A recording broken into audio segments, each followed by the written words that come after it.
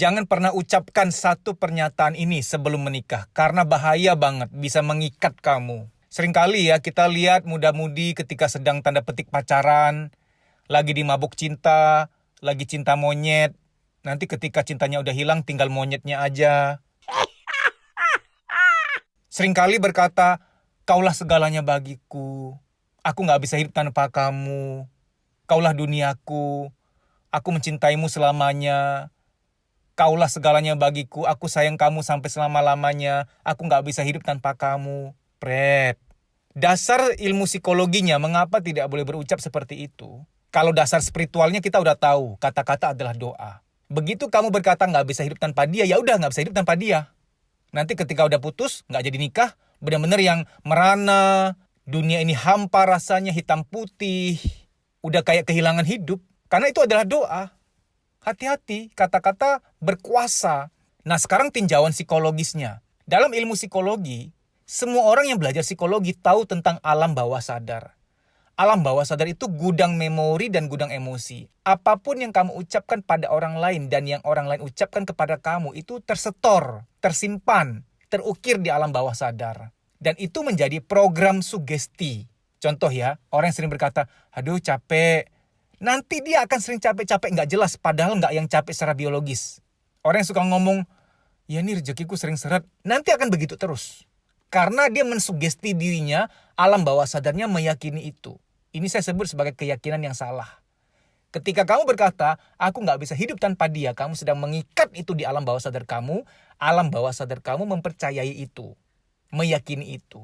Sama seperti seorang anak yang dikatain oleh orang tuanya. Kamu tuh dasar gak bisa apa-apa. Gak bisa diandelin. Itu mengikat dia, mensugesti dia. Kalau itu gak dilepas, dia akan selalu memang merasa gak mampu, merasa gak bisa diandalkan, dan lain sebagainya. Begitu kamu berkata kepada calon kamu bahwa kaulah segalanya bagiku. Ingat ya, berarti dialah segalanya kamu, segalanya. Berarti nanti kalau udah gak sama dia, segalanya kamu hilang. Dunia kamu hilang. Kamu akan ibarat ikan yang dikeluarkan dari akuarium. Cuman taruh di ember tok yang gak ada air. Ikan itu akan mati. Kenapa? Dia keluar dari dunianya. Dia keluar dari segalanya. Karena air itu segala-galanya ikan.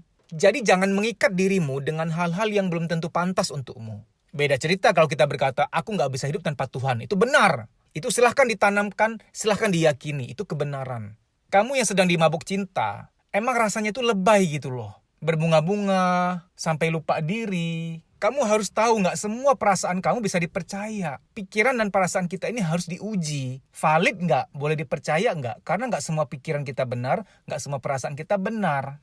Jadi banyak wanita yang setelah putus tuh merana, terngiang-ngiang mantannya terus.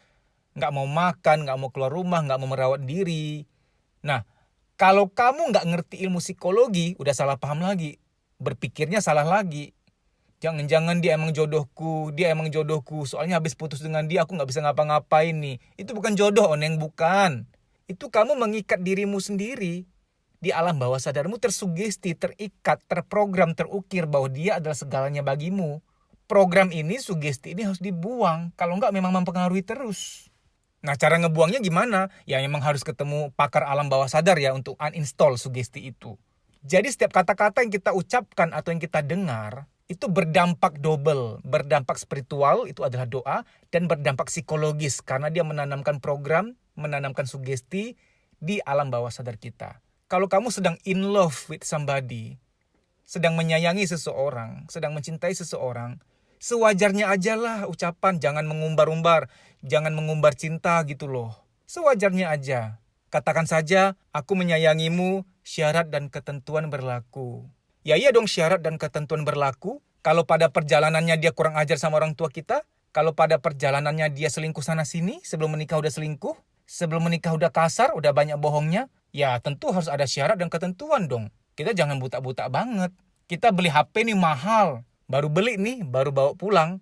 Udah rusak. Mas, mbak, ini kok baru beli udah begini, baru sekian jam. Kita nggak buta-buta banget gitu loh kalau soal HP. Cuma lucu ya, soal pasangan hidup kok kita kayak buta aja gitu. Padahal pasangan hidup dibanding HP, pasangan hidup jauh lebih harus dipikirkan. Jauh harus lebih bijaksana dalam memilih gitu. Atau jangan-jangan kamu lebih menyayangi HP-mu dibanding dirimu sendiri, dibanding masa depanmu. Jangan-jangan begitu.